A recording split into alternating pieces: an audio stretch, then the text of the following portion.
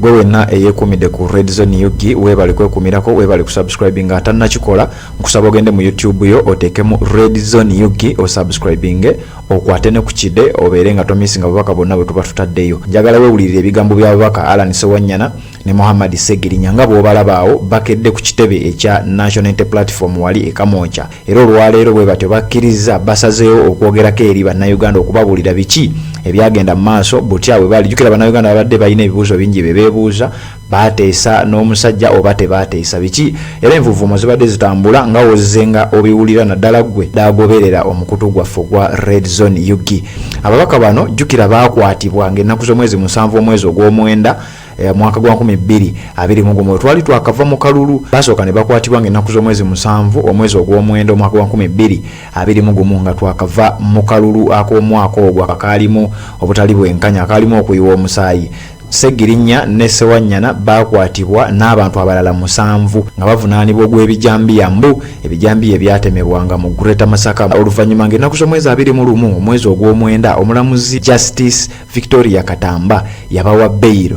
mwali n'okusasula ssente zikunukkiriza obukadde 2 nga bakafuluma mu kkomera ly'ekigo. Mwalaba bulungi nnyo amawulire mwalaba bulungi nnyo akatambi akatambula ennyo baddamu ne bawambibwa kubanga kuno tekwali kukwatibwa baddamu ne bawambibwa mbagirawo nga bakafuluma ekkomera. Kati n'okuva ku olwo ng'ennaku z'omwezi 21 omwezi ogw'omwenda omwaka gwa 2021 okutuuka olwaleero ababaka Alan Ssewannyana ne Muhammad Ssegirinnya babadde tebateebwanga mu bumenyi bw'amateeka kubanga tewabaddewo musango gulabika gubavunaanibwa. Oluvannyuma lw'okubawamba nno ng'ennaku z'omwezi 21 omwezi ogw'omwenda omwaka gwa 2021 nga bamaze okuweebwa bail abaddamu ne babawamba wabula nga ku luno ate baabasibako murder charges nga bagambibwa nti beenyigira mu kutta abantu mu district z'e Lwengo, Masaka, Greater Masaka, Lwengo ne mu bitundu bya Uganda ebirala ebijambiya gye byali byegiriisiza era omusango guno baaguteeka ku babaka Alan Ssewannyana ne Muhammad Ssegirinnya olwo nno kwe kubeera mu kkomera ebbanga lino lyonna. Kakati njagala owulire ebigambo by'abaami bano bombi gwe kennyini obyewulirireko. Kyoyina okukola weekuumire ku Red Zone Yugi o subscribing ali ku YouTube okwate ne ku kide bwotyo obeere nga tomisinga bubaka bwonna. Sooka owulire ebigambo bino tweyongereyo. Ebifo bino bye twafuna ebyokukiise mu paalamenti y'eggwanga biriko abantu bangi nnyo ababwagala. Honorable Ssegirinnya alina abamuvuganya abantu bye bamanyi nange Alan Ssewannyana abantu 12 be bamvuganya ku bubaka wa paalamenti nga nzija mu paalamenti nga sinabala 11 bwe twali mu kamyufu k'ekibiina kya NUP. So oluusi ebimu ebyogerwa nkakasa nti waliwo abo abalowooza nti okusibwa kwa Alan Ssewannyana sacrifice ebadde nnene nnyo eri bannamakindye ne bannakampala ne bannayuganda nti oba oli awo emyaka 2 gye batasobodde kundaba mu bukiise bayinza okugamba nti tumwongereyo ekisanja ekirala okuva 2026 ewatali kuvuganyizibwa. Kati n'alwana afuba okulaba nti bwakiri obulumi bwe nfunye mu kkomera ate bufuuka ng'ekirungi ate nga bwe nvudde mu kkomera ataddewo ebigambo oba bataddewo propaganda atategeerekeka. Twawulira okututa kwali Okuteesa ekyo nawulira kipya mu matu gange neŋŋamba nti Okuteesa kwa kika kyokwo. Baganda bange sitoli yange neya Honorable Alan Ssewannyana tezaawukana kubanga twakwatibwa ku misango gyonna nga mipaatire naye ate kyenjagala okubategeeza nti olwaleero embeera gye tubadde tuyitamu n'embeera gye tuyiseemu nga tuli mu kkomera Akaabye amaziga annaffe bwe twaliseeyo zena kati bwe neebaka bwe nti ndaba nga akyali mu kkomera kubanga ebikweyo sanga mulala ebadde bikusisimula nga bikulumye n'ogira bw'okiruga nti banaye kiki kino naye nakati gundi eyo ekyandi buli waba tewali kinnumye nekanga nsisimuse. So psychologically tuli tortured era y'ensonga lwaki bwe twava mu kkomera bateekebwayo ebibuuzo bingi nnyo kyabasajja nga bannayogera eri ggwanga bannakola ki embeera gyetubadde tuyisibwa mu kukomera naye mukimanyi komera abaali bali baddemu komera tezibalirika waliwo naadde baduula nga batwese basajja ate nga bagezi muganda tukutwaleyo tuleete nze buli naku nja kuba nkuleetera emmere kuleetera kyayi nekyandeete ne lulindeete obeereyo nga bwobulire mukomera naye bw'otunula bw'otinoga ebiri abasajja baduula amazima ga Katonda nowulira nga amaziga gakuyitamu kinga bagezi mu nnaku ya muno nga mwoyogerera ekyo amazima ga Katonda mu ggulu. Twajja ne tukwatibwa nze bweba nali na saaliwo by then ya Amsterdam nilwakuba abampayiza ate tebamanya nti saaliwo n'abawayiza Alani ate nabo tebamanya nti taliwo ate Alani nga nze sitankubidde nange simukubidde kubanga Alani bagenda tukwatanga mikwano gyange egisooka esatu taliimu nange mikwano gya Alani egisooka nga siriimu wabula ekyatugasse ne tubeera nga tuli baawamu yabadde komera kubanga Alani bwabadde ebweru nga tebanatukwata nga alina naye mikwano gye ate nga nange nyina mikwano gyange naye question mark we yajjira lwaki bangasse ne Alani kunkwata naye kibuuzo ekyo nga nkyebuuza nnyo ate nga naye akyebuuza nti lwaki bamukwata nange ate nga namwenda ebweru omwina byemwogera nayogera kino nayogera kiri nayogera kiri nayogera kiri nti tuliwo olwo ensi eriraba amazima bwe mbadde mukomera buli kimu ekyange kyonna kye nali ntandise kyafa tewali MP mu ggwanga mu Uganda yali yakola manifesto nga ya myaka 5 n'agimaliriza mu myezi 2 nze yasooka nkiddamu tewali MP mu ggwanga Uganda yakola manifesto nga ya myaka 5 mu myezi 2 n'abanga amaliriza nze yakikola naye nga ne bannanga abalala bonna betuli nabo baali basobola okukikola ekintu ekyo naye buli omu bwe yayingira yalina omutemu abo mwatambulira kimunayeze nyingidde mbadde mpupangisa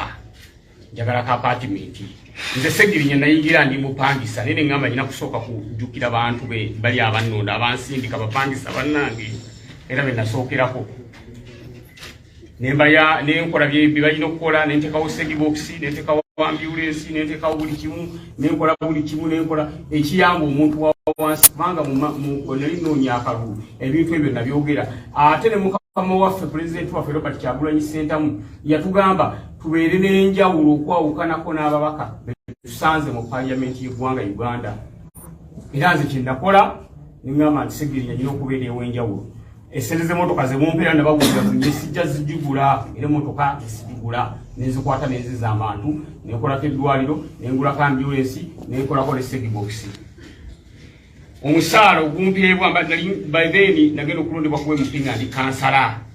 nga sente zenfuna ntono nnyo ate okusinga zinali nfuna kuba member wa parliament nengamba nti ezo sente nazo ngenda zizza abantu nze okwerwanako okulaba nga nange neetereza nakikola mu kisanja ekijja nekansooka ensanyuse abantu baffe babeere happy abawansi abannonda abasemba mu musana ne bampa akadumu era ekintu ekyo baganda bange bagenda okunkwata nga nkikoze kyobolaba mu myezi 2 nze manifesto yange nali njiggadde nga ninza ati kisanja kirala kumba omulabe amannyo ateze era waliwo ne bekyaluma mu bantu baffe ate ne webesayidi era endala nga bagamba Ssegirinnya atugabisa abamu twajjanga twanjagala akayumba abamu njagala kino njagala kino abantu ne bafunamu omutima ogutali muki bulungi kati ebintu bino bigenda okutugwako ne Alani netandika okwebuuza ebibuuzo lwaki nze bazire bwembeera ku TV neraba omukyala nga akaaba bangobye mu nnyumba enkya gyenkeera ekyanteesaawo eddwaliro kuyamba bantu butafa ate yateekawo eddwaliro kuyamba abantu obutafa ate abattaatya nengamba mu constituency yange eri Kampala ne constituency y'Alani eri Kampala lwaki ebintu bino ate ebyagwe Masaka ate bakwata nze n'Alani ab'e Kampala ate abava mu constituency ezo bo nga teryabanyezeeko so ebibuuzo ebyo biwandibadde nga mwebuuza okusinga okugamba gundi ate lwaki yafulumya atya gundi yakoze atya kubanga enfuluma yaffe nga wona libana ne bwakugambye yali mateeka ate teyateesebwako. Kino nkiddamu teri yatuteeseza ate naffe tetweteeseza okututa. Eddembe lyo naddala nga bakwatidde bwereere, naddala nga bakusibidde bwereere, naddala nga bakunyizizza bwereere, ate tusobola kuliteesaako nti nteese bante ate ku kibu wali bakwatira mu kapasite ki bansamoninga ku palamenti tebankwata naye ate omaze ogamba nateeseza nga nteesa ku ki. So ekyo ekibuuzo kye kibadde ekinene nnyo eri mmwe abamawulire nga mugamba oba waliwo okuteesa tewabangawo okuteesa kubanga bwe twali kuteesa naye ani yatukwata n'okutuusa kati tumanyi lwaki twakwatibwa n'okutuusa kati tetumanyi ensonga yatukwasa n'okutuusa kati tetumanyi ani yatukwata kati oyinza kuŋŋamba nali nteesa nga nteesa n'ani. So tewaliwo okuteesa wabula ekyatuteesa kankibagamba olwaliro batemukimanyi ekyatuteesa kyali bwe kiti. Ekyatuteesa ye pressure bannamawulire mwateekawo. Ekyatuteesa ye pressure basufuutu soja bateekawo. Ekyatuteesa ye international community okuteeka pressure ku ggwanga Uganda nti waki mukwatira abantu obwereere ate nga tukyalwana nabbe ffe twafulumye ne bannaffe abalala abakwatibwa batiibwe kubanga nabo tebalina musango abali mu kooti maasho n'abali mu kooti sendala nabo tusaba bateebwe nga ffe bwe twateebwa nabo bateebwe kuba tebalina musango. Ekyatuteesa ekirala yembeera konstituensi zaffe abalonzi baffe abatuteeka mu parliament gye baateekawo ne bagamba ababaka baffe lwaki mwabakwatira obwereere. Ekirala ekyatuteesa nga tewali bujulizi butuluma kitegeeza yatukwata yatuwaayiriza ye yafumba bufumbi kintu kye n'akiteekawo awo ate nga tekiriiko bujulizi kubanga temubadde mu kooti nga mujja ne bwe bagamba nti be batulumiriza baavaayo ne bagamba nti ffe baatukubanga miggo nga balumiriza Alani Ssewannyana bankubanga miggo nga bangamba balumiriza Ssegirinnya Muhammad kyekyankubyanga emiggo era ne bankaka nkole statement ey'obulimba kitegeeza n'abaana abo okuvayo ne bakonfesinga nti banneefe naffe abo tetuwamanya ate nga bwe kiri olaba nze n'Alani otugatta obugasi nga tutudde ku mmeeza tekisoboka kubanga ebbanga Alani lyabaddewo nange lyembaddewo wonna mumuwulidde tabadde nti mbeera naye kubanga mikwano gy'emirala nange gibadde mirala naye ate oyinza ate okugamba tojja tugatta ku bantu abalala ate be tutamanyi. N'olwekyo ebyatuteesa byebyo pressure yammwe abamawulire amaanyi gammwe ge mwateekawo ne mugamba nti nedda abantu bano babakwatira bwereere era omulabe waffe ndowooza naye n'apondooka n'agamba nti munnange abantu bano nakkiriza ne tweyimirirwa ne tufuluma naye buli lw'ogamba twaliwo okuteesa ku ki era eyo question tumanyi gye badde mulina mitwe gyammwe ey'okuteesa mwateesa ku ki mwakola ki tewaliwo kuteesa bonna. Ekyo bannamawulire njagala muvyo wano nga mukitegeeza naye kyenjagala okubategeeza nti mu kuyimbulwa kwaffe twagenza okukomawo kisooka nga tuli balwadde era ekyo ekyobulwadde kyekimu kukisigala otusiba okuba nga tuluddewo okwogera banzi badde banjijanjabira lubaga hospital naye nga ndi outpatient nasooka nembeera ennaku bbiri zinembeera outpatient nga bwenendaye bwe banjijanjaba ne bakifayindinga awo nga nyina skin cancer mbinda kubalaga dda sinza kuddamu kubalaga ekibumba bwe bansibira nali nfuneddwa eddagala mu Nairobi hospital ng'eddagala eryo linnyambako okubeera nga ekibumba kitereera kuba bansiba siddangamu okufuna ku ddagala eryo lyonna era ekibumba bagenza okuddamu kikebera ng'amabwa gagezze. Ekirala nyina hypertension eri waggulu yange eri 200/140 kakati basawo bawano bonna byabalemeddwa nga solution yakugenda Nairobi hospital oba mu nsi z'abazungu endala babenga bakola ki bakujjanjaba n'okutuusa olwaleero tetunabagenda kujjanjabibwa olw'ensonga pasipoti zaffe zakwatibwa era zasigalayo ng'omusingo nga tufuna ki nga tufuna beyiro kyokka oli akugamba wateesa ne pasipoti yo tusobola gyakisesinga gifuna kati bwe twateesa naye lwaki pasipoti ayita tumuganda kubanga waliwo okuteesa kati lwaki tumuganda munaye twateesa nawe netusa kati tuwe pasipoti oba abaateesa abalala naye pasipoti tukyalwana nazo okuba nga tuyita mu emitendera emituufu era balaya abantu abagenda bawandiike bazikuwe nera okutuusa olwaliro kooti tenaddamu ku ekyo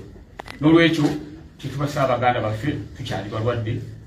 era tukyalwana okulaba nga tweyongerera tujjanjabwe n'abalonzi baffe nabo beetaaga otulabako era maaso awo nga tutalire bulungi tujja kuwongerako nabo naye tukoze kwesa eno okulaba nga twagala ebibuuzo ebingi ebijja mu mitima gy'abannayuganda biveemu naddala ekibuuzo ekiyitibwa okuteesa ekyo kyo kibadde kituyiga nga tugamba eddembe lyaffe ate tuliteesaako tutya tewali n'omuntu twakola ki twayogera naye nsonga eyo. Naawe obeewuliriddeko bibyo ebigambo by'abaka Alan Ssewannyana ne Muhammad Ssegirinnya bye tutagenda kuddamu era gwe kennyini nkakasa nti owulidde biki ebivudde mu babaka bombiriri abo Alan Ssewannyana ne Muhammad Ssegirinnya. Ebigambo byabwe byebyo bye tutagenda kuddamu basobodde okuba nga babyeyogerera. Bali kwekumira ku Red Zone Uganda, kugenda ku YouTube yoteekemu Red Zone UG osubscribinge okwate ne ku kide obeere nga tomisinga bubaka bwonna. Webale kutugoberera Red Zone UG.